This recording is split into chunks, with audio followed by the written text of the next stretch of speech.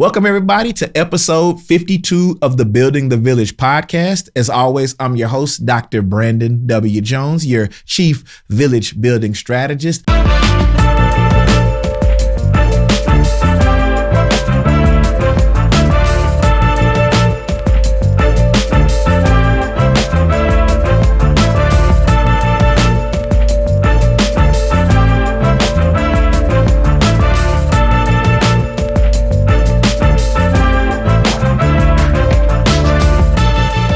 I'm excited because of a couple of things. Number one, I don't know if y'all knew this or not, but it's National Library Card Month. And y'all, I love books. I love libraries. I love librarians. I wouldn't have made it through the PhD program without the support of the reference and resource librarians at the University of Texas at Arlington. Every city I move to, wherever we go, we make it a point within the first 3 to 6 months to go ahead and get our library cards. And so my family and I, we spend a lot of time at the libraries. So I thought, what better way to kick off this special month than to bring in one of my special friends, none other than Ingrid J. Ruffin. Ingrid, how you doing today, friend? I'm doing great. Listen, I'm excited to have you on the show. This is Building the Village. We're all about community. We're all about bringing people together. We're all about talking about the importance of the village and why it's important not just to raise a child, but also to nurture and develop happy, whole, and healthy adults. And so before we dive into all the great and wonderful things that you do, can you just tell the people a little bit about yourself? And you feel free to go back as far as you want to go back so that the people can get the Ingrid experience. Yeah, I will try to keep it to the Cliff Notes version. My mom became pregnant with me when she was 15. Mm-hmm. She gave birth to me when she was 16. And she was blessed, and I suppose I was blessed that she was a part of a family that prized and saw education as central to a way forward in her life. Mm-hmm. And for a long time, people didn't expect that from her. But she graduated from high school with honors and went off to college. And while in college and after graduating, it's the 80s. Mm-hmm. So there was some difficulty in finding appropriate employment. She was working in McDonald's, call centers, all kinds of jobs. Mm-hmm. And our housing situation was precarious, mm-hmm. not homeless as the way most people think of homelessness, but definitely houselessness, I guess, mm-hmm. would be the best thing. We always had a roof over our head between staying with family and friends, but there's nothing like having your own home. Right. And a lot of time that meant spending time out. And the library was always that safe place for her. Mm-hmm. And from the very beginning, reading has been instilled in me as, just a conduit of world building, of mm-hmm. self-building. Just no book was off, what is it? Limits? Off limits to me. My mom's rule was if it's in the house, I could read it. So that mm-hmm. meant I read some pretty mature books as a child that I didn't necessarily have the comprehension for until well into adulthood. Understood. But reading has also been a place of safety and security for me personally, as you go through life's challenges. And so fast forward a little bit, I went to college, graduated high school with honors. Mm-hmm. And then after my first 2 years of college, I dropped out. And then I joined the United States Air Force. There's a whole dramatic story, but that's not germane to today's conversation. Mm-hmm. But I joined the Air Force. I did my time. And at the end of my first enlistment, I decided that it was important for me to return to college to finish what I started all those years ago. Mm-hmm. And I returned to college. My first semester, I was doing amazing my first semester back. And then around my second semester, I was bored because it was transitioning from being in the military and a high-paced job, mm-hmm. All the service. And then now all I have to do is read books and study and write papers. Mm-hmm. It was so boring. And being around teenagers. Yeah, that too. And then people thinking at the time that I was also a teenager. So that was always fun to have I know I look like I'm your age, but honey, I don't want to go to your frat party. I'm so sorry. Um, but so I one day had a fit of boredom, which is kind of um a very me Mm-hmm. thing to do. I walked over Mm-hmm. to the library. I brought my resume, which I had worked on in one of my transition classes in the military. Mm-hmm. And I walked in, and the lady saw it. And she's like, "Oh, I should hire you. I need to hire you before anybody else sees your resume." Oh, wow. And so apparently I, was able to articulate how my military experience translated. And so I started as a student worker in the libraries. At the time, I pursued my undergraduate degree in English. I went to graduate school and got a master's in English. And then I was nearing the end of my graduate degree in English, and Mm-hmm. one of the librarians who worked in the administrative suite came up to me and said, "Do you want to be a librarian?" And I was like, "No, not really. I'm going to go get a PhD in English, and I want to be an English Mm. professor." And so she hands me this brochure and she's like, "Read it when you have time." And I know I walked around with that brochure for weeks on end. I'd stuffed it in one of my planners or whatever. And then one day she's like, "Have you read it?" And I was like, "Oof." I said I would read it. So I'm a person of integrity. So I Of had to read. course. And what she was presenting to me was a very good deal.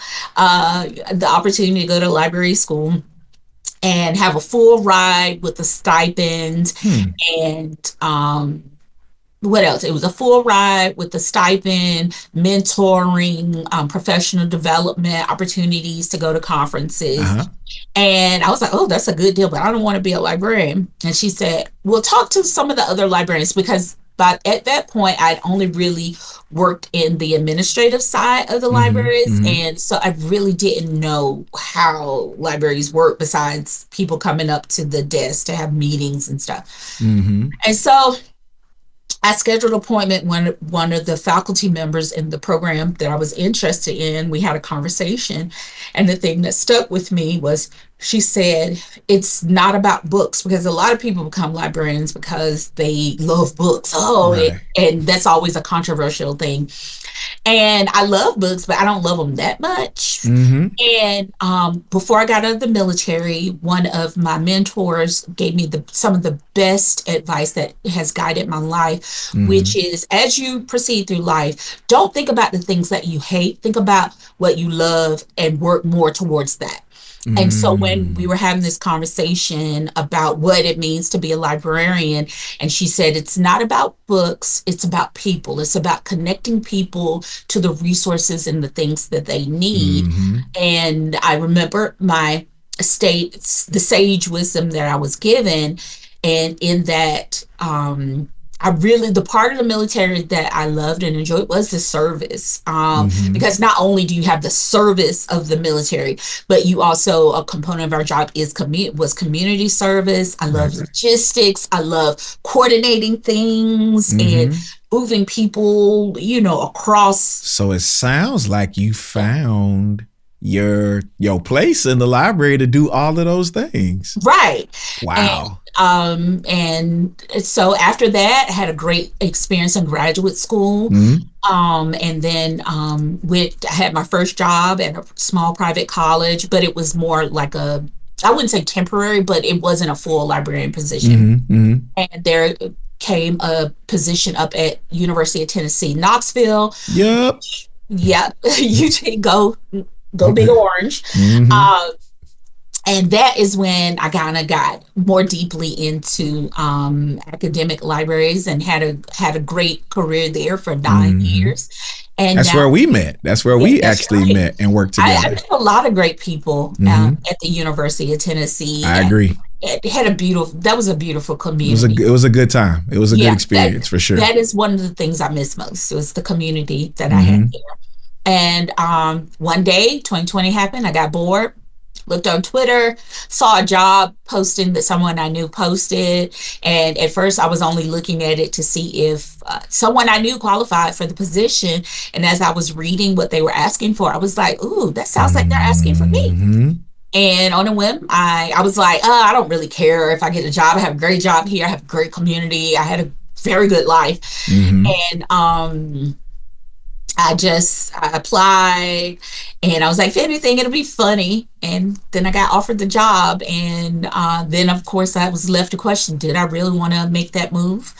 And again, I was bored. I'd been itching to have adventure. Mm-hmm. And I was like, what better place to have adventure than Las Vegas, Nevada? And boy, it has been a time, but Mm-hmm. I feel like I've grown and starting to definitely make connections here. Excellent. I love how you just set up literally without any notes. And y'all, we didn't script this. So just so y'all know, this ain't no interview. This is going to be a conversation between friends. So I want y'all to buckle up and hear this conversation we're having. But I love how you teed up every question I could possibly want to ask you as it relates to building the village. I want to go back to it was just beautiful how you painted that picture from birth to where you are now. And so I got to go back just a little bit. How important, knowing the circumstances around your birth and your mother's employment and y'all having to be a little transient in terms of finding places to stay and all of that, how important would you say the village or a type of village that y'all had to build, how important was that for you all being in that situation? So there is a lot of stigma and shame around being a single parent. And I will say at one point, I remember I was a kid, and it's one of those vivid memories. I was sitting in a car, Mm-hmm. and for most of my early years, it was always kind of preached into me how horrible having a teenage single mother was and how it was Mm-hmm. setting me up for failure. Mm-hmm. And what is so crazy is that everything in my life, even when I was young, I was like, this doesn't add up. I'm Mm-hmm. never hungry. I might not have a home in the traditional sense, but I always knew there was a place for me in the world, that Mm-hmm. somebody would take me in, someone would take my mother in, sometimes both of us. And it was one of those things where I was talking to my mom, and we were talking about being a single parent. And I was like, I've never felt lack. Mm-hmm. Because I only have you. And I know my father, and he's been involved in my life, as Sure. it were. But I was like, I've never felt like my life was less. The only time I feel less is when people tell me my life is less. And those are usually people who are outside of my village, right? Like people reading statistics and news reports, but not knowing people. Sure. And so the village was extremely critical to me. When my mom went to college, one day she met a man. So this is the 80s. Like people used to just meet people in their grocery. Mm-hmm. And she met a man. She was talking to him. He was a young preacher starting a church. Mm-hmm. And very shortly thereafter, so my mom was living in a boarding house, and I was actually staying with family, my grandmother, my mother's mother, while my mom's going to college. And my mom decided she really wanted to have her child there, but the boarding house wouldn't allow me to live in the house because it was a boarding house for college students. Right. And well, happenstance, my mom met this young preacher, and I guess hopefully they talked long enough, but he was like, Ingrid can stay with me during the week. Mm-hmm. And during the weekends, I would go to the boarding house and spend the night when my mom wasn't out doing other things. And that was, I would say, my biggest expression outside of my family, the biggest example of like a fairly random person saying, I will take care of your child. Sure. And that can be precarious, because I don't want anybody to ever think, right, you trust shouldn't everybody. Yeah. But whatever it was in that moment, and my mom's told me the story of it so many times, and I do know that there was something in that interaction and in the time they spoke together that made her feel like she could trust her child. And I will say some of my early reading development happened at the hands of his wife, who was a early child Mm-hmm. educator. Mm-hmm. And so she was always teaching me stuff, and I would use these big words, and Right, like right. my family in the country would laugh at me. They'd be like, "What do you mean?" Because it was regurgitate. I couldn't say vomit, so she taught me Right. to say regurgitate. Regurgitate. And I Right. would say, "Oh, I got to regurgitate," and people like, what do you 4 year old know about regurgitating?" And just all of these different things, and that to me was a big start of my understanding of community. Mm-hmm. And I've been so blessed, and I think that actually opened me up to be able to have, develop friends and family and be open to people, because I've never known a world where I've lacked. I've always had Right.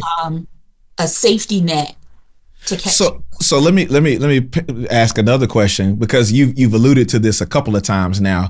You keep going back to literacy. Right. And library, like whether it was where you said your mother found safety in the library, and you said that this person that took you all in, his wife was an educator, and then yet here's another place where literacy is playing a part in your life. And when I look at the thread and what I know about you, and even in our interaction and meeting each other at the University of Tennessee, I'm just like, man, I'm not surprised at where you are today and the success that you've had. And one of the other reasons I brought, for those of y'all listening and watching, one of the reasons I brought Ingrid on is because you're not just the average ordinary librarian. Talk to the people about what all you do in a given day. Because y'all, she not only working in the library. At one point, you were teaching classes. If y'all saw her title in that little lower third graphic, you're going to see some dean up in there. There's going to be some respect on Ingrid's name. Tell them, like, out of all the things that are going on in your world, tell them what you do so that they can see the power of this story you've been telling, because it's important. It's very important to what we do with Building the Village. Yes. So, Brandon, when you met me, I was a faculty member at the University of Tennessee, Knoxville. And this is kind of why. So the job that I initially went there for was a diversity residency program, which is meant to help support marginalized identities into the profession. And in my first year, I was kind of floating around trying to figure out what I want to do. In my second year, I kind of tethered myself to this idea of reaching out to residents' life and working with them to develop programs to educate students on a more human level about what the libraries were capable of, but also it had to be imaginative and fun. So I was putting on murder mysteries and, trivia nights and all of these different things to really kind of bring students into the library. And sometimes I would even go into the dorms and have put on programs for them. And really, that's kind of the start of really focusing on developing community, because a lot of people, especially academics, I would say, we get so caught up in our high level thinking and theory and all of those different things that we are less accessible to people.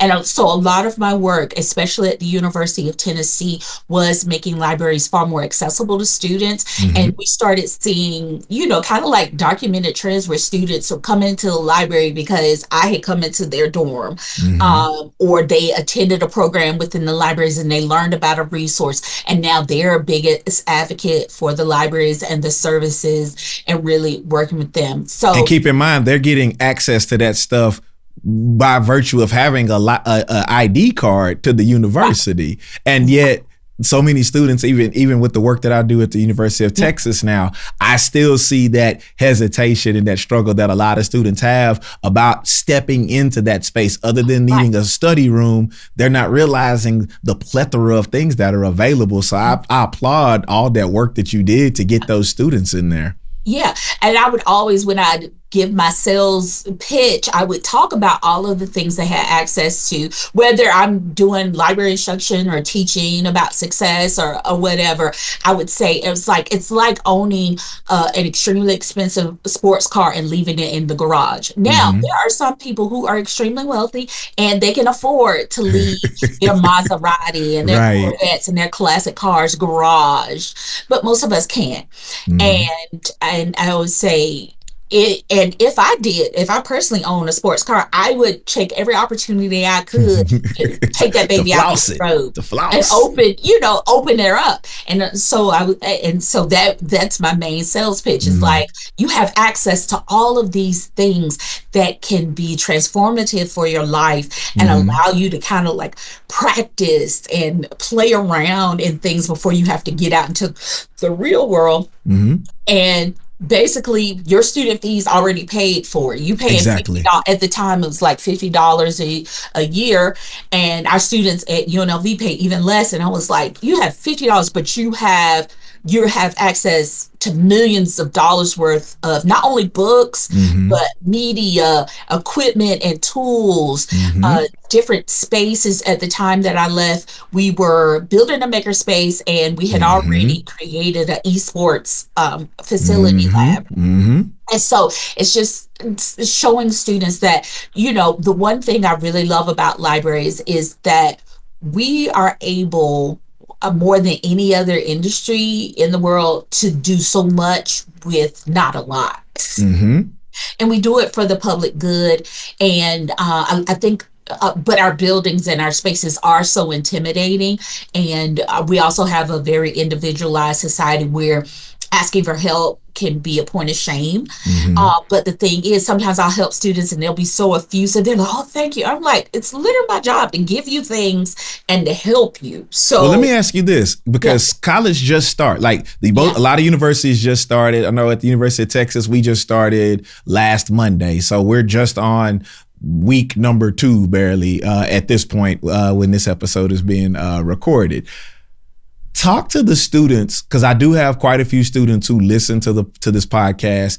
Talk to those students who just started college or who've been in college, yet they struggle with those help-seeking behaviors. Now, this is going to help the whole audience, but I specifically want you to talk to those college students who are struggling to step foot in the library, even though it has exactly what they're looking for. You have the resource that's available, or that article that they couldn't get access to. You got an interlibrary loan, or sometimes the campus has a paid subscription to these journals that are for our respective disciplines. Talk to those individuals out there right now who are struggling with saying, I don't know what I need. What advice would you give them based on your story and your perspective? Yeah. So I would say being a librarian is part friend, psychologist, therapist. So many Mm-hmm. of my consultation or research assistance sessions would begin with, please stop and breathe. Mm. And we're going to take this through step by step. Mm-hmm. And I suppose the big thing is that it is literally, most people who become librarians, especially if you have very public facing jobs, like I've had over the course of my career, is to help people, Mm-hmm. is to provide just these different conduits and avenues. Now, my job isn't to do the work for you. You have to read the Mm-hmm. articles that we find. Yes. You Mm-hmm. have to, learn from these things, but I can be there to guide you kind of through the process. We are support, and Mm-hmm. we're people too. As I mentioned earlier, one cornerstone of my librarianship is I dropped out of college my first go, and I was a promising young woman. Mm-hmm. And I just remember what it is to be lost. And that's why when I'm working with students, I try to be with them where they are at that point in Mm-hmm. their life, because Mm-hmm. I know it's because I've had villages and support and people to kind of be with me in the messiness of my youth, that I can be the woman that I am today. So I want to be that person Mm-hmm. to my students. And every time I help young people, I don't want you to pay me back. What I want you to do is, when you have the opportunity to be the adult, I want you to give it back. I want you to be the one to pass it on because I have everything that I need. Mm-hmm. And it's the onus is on us to kind of bring each other along for the good. And I think that's so important. And that's what libraries do. We create space for imagination, for practice, for taking chances. Mm-hmm. Hey, if I could snap my fingers correctly, I would do that. But people make fun of the way I snap my fingers, so I'm gonna keep going. We're not gonna do that. But I also want to throw something else in there that you shared that I don't want our audience to overlook, and that's you changed your mind.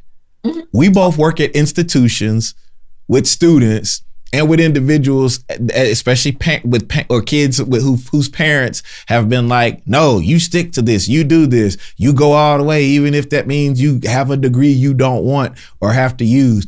Can you speak to my audience about the power of changing your mind?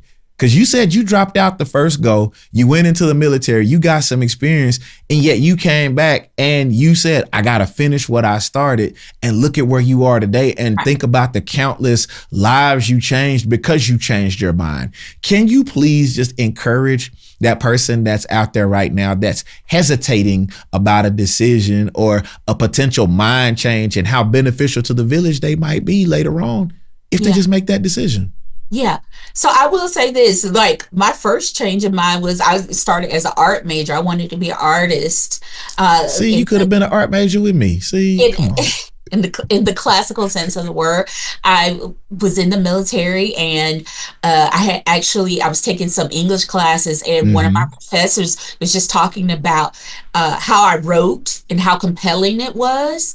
And I'm still very much an artist, but what I realized is that, I'm like, I had better chances of making money with the English degree to be an artist. Yep. Even though, there's lots of jokes about English humanities degrees or whatever. Isn't it? But my humanities degrees have served me quite well. Say that louder for those parents who come to orientation and say, there's no money in the liberal arts and you're going to live in the basement. Yeah, here's the thing. Changing my mind has taken me on so many paths, and it has been scary each time I have pivoted. And many years ago, my little sister was like, I want to be brave. I want to be brave. And I was like, what a lot of people don't understand is that in order to be brave, you kind of have to do things afraid. And I know that's, a popular saying, but I definitely say that every step of the way, I was always afraid. But I did it anyway. I didn't allow that fear. Rather than allowing that fear to stop me, I translated it into excitement about what it is that I was doing next. And I always like to tell young people, I'm like, just stay open. I know too many people who are my age and older who did exactly what they were told to do, and they good little students, and they woke up and now they don't know who they are. But I can always say that because I took a chance, and I also had support of people, even if sometimes my mom was like, you sure you want to do that? I still have people who love me, and who even if sometimes they might be like, I don't like that idea, still facilitated for me to make that pivot and change. And so, my mom, I'm close to 50 now. My mom still worries about my future. And I'm like, I've done pretty good so far. So I think, I roll out the evidence of the life that she has witnessed, and generally she'll be like, okay, you'll be fine. Mama, she made it. She made it, Mama. She made it. From a little house in the sticks that was like half the size of the home that I own now, that housed 10 people at any given time, to where I am now. That ability to pivot and change is one of my superpowers. You better see. Go ahead. No, but I encourage young people to really think about who you want to be, and also know you can change your mind, at any given time. Like, I still I'm like, what do I want to do next with my life? Mm-hmm. Tomorrow's not promised to me, but Not at all. I don't know what might be just around the corner. And if I try to stick to the rivers and the lakes that I'm used to, Come on, TLC. um, then I might not see the beautiful paths, as Robert Frost, the path less traveled, Mm-hmm. the road less traveled. Right, that's right. And yeah, it's made all the difference. That has been one of my favorite poems. It's 'cause it's true. You got so many mic drop moments in this telling of your story, and I hope that everybody that's listening really truly listens to the heart and soul behind what you're saying. I got one last question for you, then I gotta let you go. But the last question I have for you is around literacy.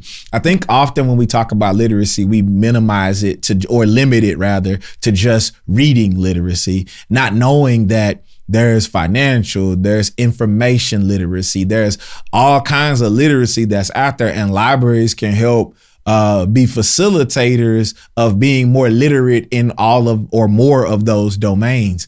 Mm-hmm. Talk to us not only about the importance of library literacy. I don't know if there's is that bibliophilic literacy. I don't know. No, it's information literacy. Thank you. Yeah. I was trying to sound deep. My bad. Yeah, I was trying to sound deep. Whatever. But help us out. Help us out so we could so I could close us out on a good one. Give us one more of those Ingrid mic drop. Oh moments. Lord, that's too much pressure.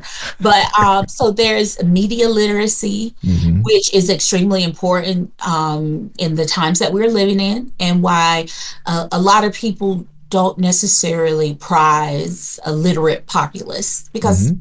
people who know how to think and know how to think about things are extremely dangerous. And I'm not talking about, your latest conspiracy theory, because a lot of what happens quite out in the open. And if you don't know how to read the signs and read the avenues that people are using to communicate with you and how they're communicating with you, then it's easy to get bamboozled. Mm-hmm. And maybe you don't get the whole story. Right. And good literacy, I always encourage students, usually whenever I'm working with a student and they come to me with a research paper or assignment, they're like, I want to prove this thing. And my answer is always, well, I'm not going to give you information to prove that thing. What I'm going to give you are different perspectives on that thing. Now, some of them may not agree with you, mm-hmm. and some of them might. And what your job as a consumer of this information is to kind of make the necessary connections, shift through the noise, look at your own bias, look at the bias of the people who are writing, presenting this information. Why would they want you to believe this particular thing at this mm-hmm. particular time? And really challenge yourself. So literacy goes beyond just necessarily finding things that you enjoy. Sometimes it's the things that you don't enjoy, the hard truths that do not affirm or confirm your worldview, but definitely challenges you and is an opportunity for you to grow. Now, you don't always have to grow, because that's where you get to choose and you get to change. And there's certain aspects of my life I always tell people, it's like, look, I'm only going to do so much growing at this point in life. Right. But I do prize myself on that. When I have new points of data that enter into my consciousness, I shift it and weigh against everything else. And I try to interact with it honestly, mm-hmm. and not to disprove it, not to prove it, but to see how it adds to the story that I tell about myself and I tell about others. Yeah. Oh, and the world around. Please. Oh, yeah, of course. And the world around you. I got you. And this is why I had to have Ingrid on the podcast, y'all. I hope y'all got something incredible from this. Ingrid, are you okay if we share how the folks can get in contact with you via LinkedIn? Sure. So if y'all are watching this on YouTube, right there on the screen, right next to Ingrid. You can see her on LinkedIn and all those credentials that she shared. So y'all can see she wasn't lying. She telling the truth. She's very, very, very well qualified and still adding to that list of qualifications because she gonna tell mama, look what you raised, mama. Look what I did. And so y'all make sure y'all keep up with Ingrid. And again, if there's questions you have or if you want to learn more about information literacy, media literacy, all the things we've talked about, you can get in contact with Ingrid there, and we'll make sure we put her information in the liner notes. And so with that, if you got something out of the episode, be sure to like, comment, subscribe, and share however you're listening or watching the podcast. But until next time, Ingrid, don't hang up. Until next time, make sure that y'all follow at B Jones Speaks on Instagram, same thing on YouTube, and I look forward to seeing you all on the next episode of the Building the Village podcast. So till next time, take care of yourselves and each other. Peace.